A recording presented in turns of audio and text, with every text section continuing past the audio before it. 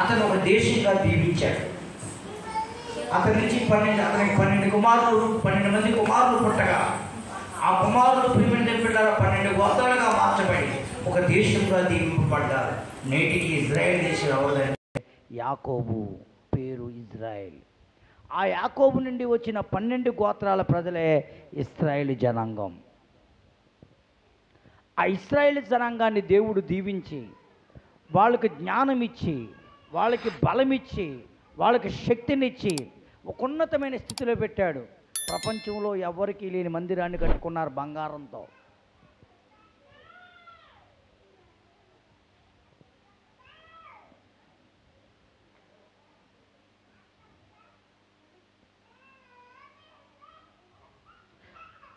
పిల్లరా, దేవుడి మందిరాన్ని కట్టుకున్నారు. వాళ్ళు చాలా వైభవం, ఘనత దేవుడిచ్చాడు. రాజుల వారిలోంచి పుట్టారు. అయితే వాళ్ళు దేవునికి ఇష్టంగా జీవించలేకపోయారు. దేవుడికి నచ్చినట్లు ప్రవర్తించలేకపోయారు. దేవుడికి మహిమ తేలాపోయారు. దేవుడు వారిని హెచ్చరించినా బోధించినా వాళ్ళు ఏం చేశారంటే దేవునికి వ్యతిరేకంగానే జీవిస్తాం ప్రారంభించారు. దేవుడికి కోపం వచ్చి ఆ ప్రజలను బబులోను దేశానికి చెరగా అప్పగించాడు. అక్కడ వాళ్ళు చాలా బాధలు పడుతున్నారు. అక్కడ చాలా వేదన పొందుతున్నారు. ఆ శ్రమలో వారు అనుకుంటున్నారు, మమ్మల్ని దేవుడు వదిలేశాడేమో. దేవుడు ప్రియమైన బిడ్డలారా మాకు తోడుగా ఉంటే ఈ బాధలేంటి మాకని వాళ్ళు అనుకుంటూ ఉన్నారు.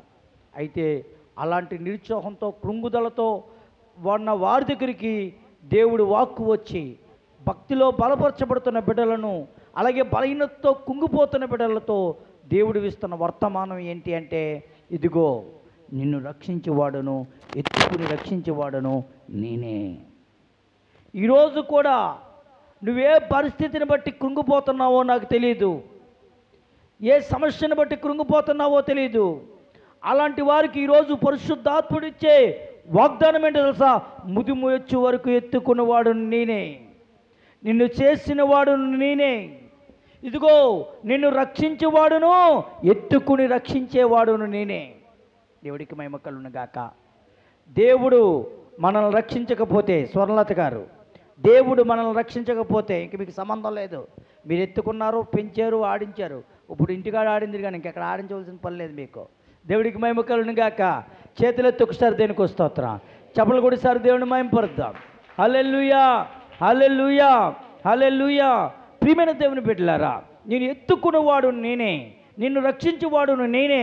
ఇదిగో నువ్వు ఏ బాధలో కుంగిపోతున్నావో తెలియదు, ఆ బాధను బట్టి నువ్వు కృంగిపోవద్దు. కానీ నీ బాధలో కూడా దేవుడు చెప్తున్నాడు, నిన్ను ఎత్తుకుని రక్షించేవాడును నేనే. దేవుడికి మహిమ కలుగును గాక. దేవుడు ఏ బాధల నుంచి రక్షిస్తాడు అంటే బైబిల్ గ్రంథంలో దావీదు చెప్తున్నాడు. ఏమని చెప్తున్నాడంటే, మొదటి సమూయేలు గ్రంథం 26వ అధ్యాయం 24వ వచనం. మొదటి సమూయేలు గ్రంథం 26వ అధ్యాయం 24వ వచనం. చిత్తగింపుము, ఈ దినమున నీ ప్రాణము నా దృష్టికి ఘనమైనది గనుక యెహోవా నా ప్రాణమును దేవుని దృష్టికి ఘనముగా ఎంచి నా బాధలన్నిటిలో నుంచి నన్ను రక్షించును గాక. దావీదునే దీవించుకుంటున్నాడు. ఏమని దీవించుకుంటున్నాడంటే, నా బాధలన్నిటిలో నుంచి నా దేవుడు నన్ను రక్షించును గాక. ఈ మాట చెప్పండి, దీవించుకోండి, మిమ్మల్ని మీరు దీవించుకోండి. పక్కలకు చెప్పండి, పక్కన దీవించండి. అదేంటి పక్కన మీరు నువ్వేటి ఏకాకి చెందలేనట్టుంది. అలాగే వెళ్ళమ్మా, గుప్పులోకి వెళ్ళు. దేవుడికి మహిమకలుగును గాక. ఎదరికి నువ్వు వచ్చమ్మా ప్రియాంక.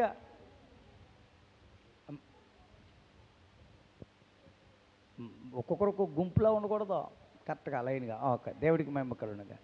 హల్లెలూయా, హల్లెలూయా.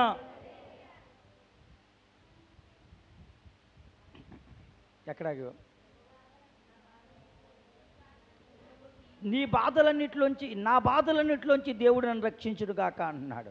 ఇదేం సందర్భం అంటే, దావీదు పిల్లల భార్యకు దూరం అయిపోయి, దావీదు కుటుంబానికి దూరం అయిపోయి, పిల్లరా అరణ్యంలో నివాసం చేస్తూ ఉంటుండగా ప్రియమైన దేవుని బిడ్డ తన దావీదే సౌలైనటువంటి రాజు ఎవరిని చంపాలనుకుంటున్నాడు?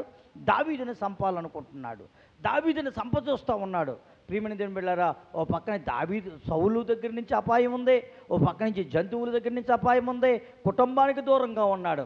ఇలాంటి దూరంగా ఉన్న టైంలో ఇంత బాధల్లో కూడా సౌలు ప్రాణం దావీదుకి 3 సార్లు దక్కిద్ది. అంటే సౌలుని చంపే అధికారం సమయం 3 సార్లు దేవుడు అవకాశం వస్తుంది. కానీ సౌలు ఏం చేయలేదు తెలుసా? దావీదు ఏం చేయలేదు తెలుసా? సౌలుని చంపలేదు. ఆయన వస్త్రపు చెంగు కోసినందుకు ఏమన్నాడంటే, దేవుని అభిషేకించిన వాడిని కోసినందుకు చాలా బాధపడ్డాడు.